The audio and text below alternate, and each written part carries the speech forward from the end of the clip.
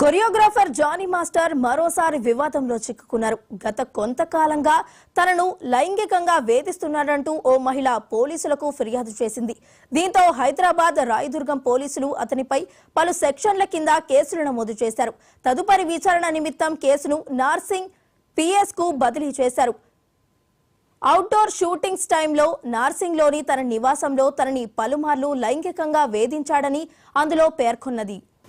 మధ్యప్రదేశ్ కు చెందిన 21 ఏండ్ల మహిళ గత 6 నెలలుగా జానీ మాస్టర్ వద్ద అసిస్టెంట్ కొరియోగ్రాఫర్ గా పనిచేస్తున్నది. చెన్నై, ముంబై, హైదరాబాద్ తో సహా వివిధ నగరాల్లో అవుట్డోర్ షూటింగ్స్ చేస్తున్నప్పుడు తనపై లైంగికంగా వేధింపులకు పాల్పడ్డారని తెలిసింది. అత్యాచారం చేయడంతో పాటు గాయపరిచారని చెప్పుకొచ్చింది. జానీ మాస్టర్ మరోసారి వివాదంలో చిక్కుకున్నారు. గత కొంతకాలంగా తనను లైంగికంగా వేధిస్తున్నాడంటూ ఓ మహిళ పోలీసులకు ఫిర్యాదు చేసింది. దీంతో హైదరాబాద్ రాయదుర్గం పోలీసులు అతనిపై పలు సెక్షన్ల కింద కేసులు నమోదు చేశారు. తదుపరి విచారణ నిమిత్తం కేసును నార్సింగ్ పిఎస్ కు బదిలీ చేశారు. అవుట్డోర్ షూటింగ్స్ టైంలో నార్సింగ్లోని తన నివాసంలో తనని పలుమార్లు లైంగికంగా వేధించాడని అందులో పేర్కొంది. మధ్యప్రదేశ్ కు చెందిన 21 ఏండ్ల మహిళ గత 6 నెలలుగా జానీ మాస్టర్ వద్ద అసిస్టెంట్ కొరియోగ్రాఫర్ గా పనిచేస్తోంది. చెన్నై, ముంబై, హైదరాబాద్ తో సహా వివిధ నగరాల్లో అవుట్డోర్ షూటింగ్స్ చేస్తున్నప్పుడు తనపై లైంగికంగా వేధింపులకు పాల్పడ్డారని తెలిపింది. అత్యాచారం చేయడంతో పాటు గాయపరిచారని చెప్పుకొచ్చింది. కొరియోగ్రాఫర్ జానీ మాస్టర్ మరోసారి వివాదంలో చిక్కుకున్నారు. గత కొంతకాలంగా తనను లైంగికంగా వేధిస్తున్నాడంటూ ఓ మహిళ పోలీసులకు ఫిర్యాదు చేసింది. దీంతో హైదరాబాద్ రాయదుర్గం పోలీసులు అతనిపై పలు సెక్షన్ల కింద కేసులు నమోదు చేశారు. తదుపరి విచారణ నిమిత్తం కేసును నార్సింగ్ పిఎస్ కు బదిలీ చేశారు. అవుట్డోర్ షూటింగ్స్ టైంలో నార్సింగ్లోని తన నివాసంలో తనని పలుమార్లు లైంగికంగా వేధించాడని అందులో పేర్కొంది. మధ్యప్రదేశ్ కు చెందిన 21 ఏండ్ల మహిళ గత 6 నెలలుగా జానీ మాస్టర్ వద్ద అసిస్టెంట్ కొరియోగ్రాఫర్ గా పనిచేస్తోంది. చెన్నై, ముంబై, హైదరాబాద్ తో సహా వివిధ నగరాల్లో అవుట్డోర్ షూటింగ్స్ చేస్తున్నప్పుడు తనపై లైంగికంగా వేధింపులకు పాల్పడ్డారని తెలిపింది. అత్యాచారం చేయడంతో పాటు గాయపరిచారని చెప్పుకొచ్చింది. ఒక ఎత్తండి ఇది. ఇప్పుడు ఏదైతే నీళ్లు వచ్చినాయో, నీళ్ళు వచ్చి వరదలు వచ్చింది, ఈ రోజు రేపు పోతుంది. తర్వాత వచ్చే నష్టం చాలా పెద్దది. అదేంటంటే జబ్బులు స్టార్ట్ అవుతాయి. సో ఈ జబ్బులు కొరియోగ్రాఫర్ జానీ మాస్టర్ మరోసారి వివాదంలో చిక్కుకున్నారు. గత కొంతకాలంగా తనను లైంగికంగా వేధిస్తున్నాడంటూ ఓ మహిళ పోలీసులకు ఫిర్యాదు చేసింది. దీంతో హైదరాబాద్ రాయదుర్గం పోలీసులు అతనిపై పలు సెక్షన్ల కింద కేసులు నమోదు చేశారు. తదుపరి విచారణ నిమిత్తం కేసును నార్సింగ్ పిఎస్ కు బదిలీ చేశారు. అవుట్డోర్ షూటింగ్స్ టైంలో నార్సింగ్లోని తన నివాసంలో తనని పలుమార్లు లైంగికంగా వేధించాడని అందులో పేర్కొంది. మధ్యప్రదేశ్ కు చెందిన 21 ఏండ్ల మహిళ గత 6 నెలలుగా జానీ మాస్టర్ వద్ద అసిస్టెంట్ కొరియోగ్రాఫర్ గా పనిచేస్తోంది. చెన్నై, ముంబై, హైదరాబాద్ తో సహా వివిధ నగరాల్లో అవుట్డోర్ షూటింగ్స్ చేస్తున్నప్పుడు తనపై లైంగికంగా వేధింపులకు పాల్పడ్డారని తెలిపింది. అత్యాచారం చేయడంతో పాటు గాయపరిచారని చెప్పుకొచ్చింది. కొరియోగ్రాఫర్ జానీ మాస్టర్ మరోసారి వివాదంలో చిక్కుకున్నారు. గత కొంతకాలంగా తనను లైంగికంగా వేధిస్తున్నాడంటూ ఓ మహిళ పోలీసులు ఫిర్యాదు చేసింది. దీంతో హైదరాబాద్ రాయదుర్గం పోలీసులు అతనిపై పలు సెక్షన్ల కింద కేసులు నమోదు చేశారు. తదుపరి విచారణ నిమిత్తం కేసును నార్సింగ్ పిఎస్ కు బదిలీ చేశారు.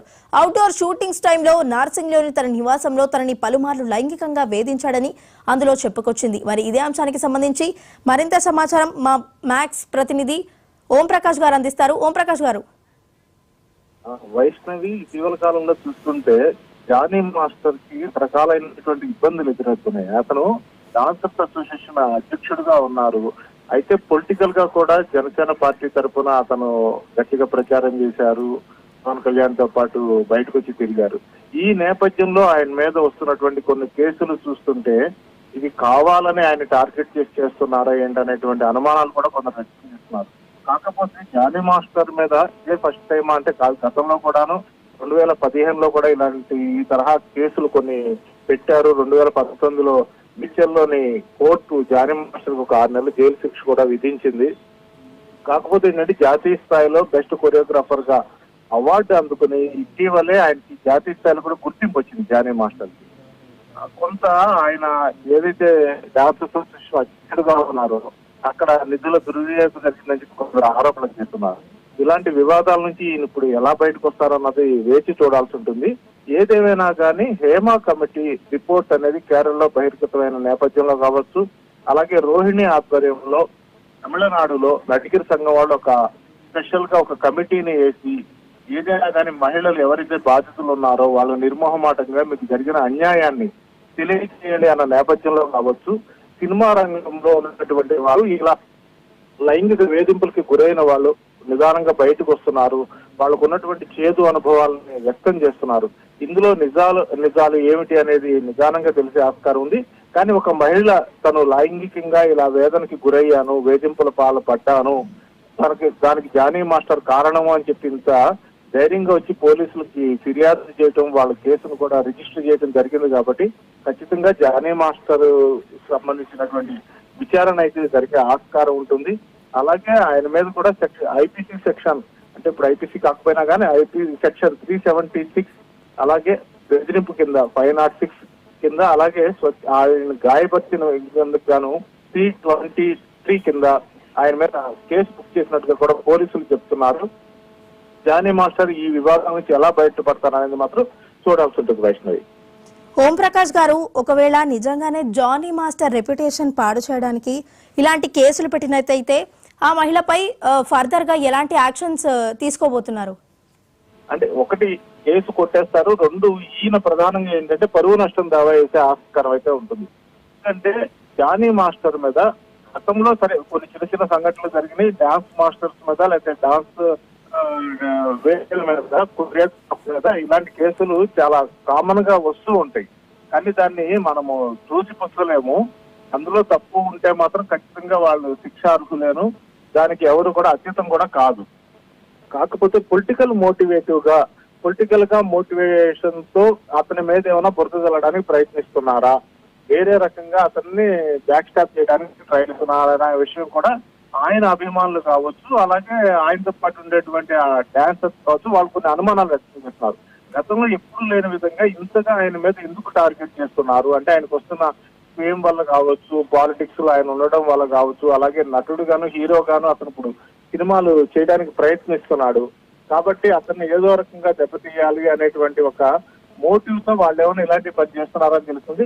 నిజంగా ఇప్పుడు ఎవరైతే ఈ కేసు పెట్టారో ఆ అబ్బాయి దాంట్లో కనుక సాక్ష్యాధారాలు నిరూపించలేకపోయినా కానీ, అందులో ఆవిడ తనకు జరిగిన అన్యాయాన్ని ప్రూవ్ చేయలేకపోయినా కానీ ఖచ్చితంగా జానీ మాస్టర్ పొరుగు నష్టం దావైతుంది. ఒకటి ఏంటంటే జానీ మాస్టర్ ఇప్పుడు తన మీద ఇలాంటి విమర్శలు వచ్చినా కానీ మీడియా ముందుకు వచ్చి ఆయన వివరణ ఇస్తూ వచ్చారు. కాబట్టి ఈ రోజు పెట్టినటువంటి ఈ కేసు విషయంలో కూడా జానీ మాస్టర్ బయటకు వచ్చి తన పాయింట్ ఆఫ్ వ్యూ లేకపోతే ఏం జరిగింది అసలు తమ ఇద్దరి మధ్య అనేది కనుక చెప్పే ఆస్కారం అయితే లేకపోలేదు. ఓంప్రకాష్ గారు, మరి ఈ అంశానికి సంబంధించి జానీ మాస్టర్ ఎక్కడైనా మాట్లాడే ప్రయత్నం చేశారా? ఇంకా ఆయన మీడియా ముందుకు రాలేదు. అతి కాసేపట్లోనే ఆయన ఖచ్చితంగా దీని మీద స్పందించే ఆస్కారం అయితే ఉంటుంది. ఎందుకంటే ఒక సెలబ్రిటీ తన మీద వచ్చినటువంటి ఆరోపణలు వచ్చినప్పుడు సైలెంట్ గా అయితే ఇప్పుడు ఉండరు. ఎందులో అంటే అందులో కనుక తప్పు లేదు, తన పొరపాటు చేయలేదు అనుకున్నప్పుడు ఖచ్చితంగా దాన్ని ఖండించే ఆస్కారం అయితే ఉంటుంది. లేకపోతే ఏంటంటే ఇవాళ సోషల్ మీడియా వచ్చిన తర్వాత ఇలాంటి వార్తలు చిలవలు పలవలుగా రకరకాల ప్రచారానికి దారి తీసే ఆస్కారం ఉంటుంది. రెండు జాతీయ స్థాయిలో గుర్తింపు పొందిన డాన్స్ మాస్టర్ ఆయన. పబ్లిక్ లోకి వెళ్ళి ఒక పార్టీ తరఫున ప్రచారం చేస్తున్న వ్యక్తి ఆయన. కాబట్టి తన ఏదైతే ఒక నిజాయితీ ఉందో దాన్ని నిరూపించుకోవాల్సిన అవసరం కూడా ఆయన ఖచ్చితంగా ఉంటుంది. ఆ విషయంలో జానీ మాస్టర్ వెనకడుగు వేస్తారని అయితే ఎవరు అనుకోవటం లేదు. కొద్దిసేపట్లో ఆయన మీడియా ముందుకు వచ్చి తన మీద వచ్చినటువంటి ఆరోపణల మీద కావచ్చు, లేకపోతే పోలీసులు పెట్టిన సిక్ మీద కావచ్చు, ఎవరైతే మహిళ తన మీద ఇలాంటి కేసు పెట్టిందో ఆవిడకి సంబంధించినటువంటి ఇతర డీటెయిల్స్ లేదా ఆయన పాయింట్ ఆఫ్ వ్యూలో ఆయన చెప్పే వివరణ అయితే ఖచ్చితంగా కొద్దిసేపట్లో వచ్చే ఆస్కారం ఉంది. వైష్ణవ్.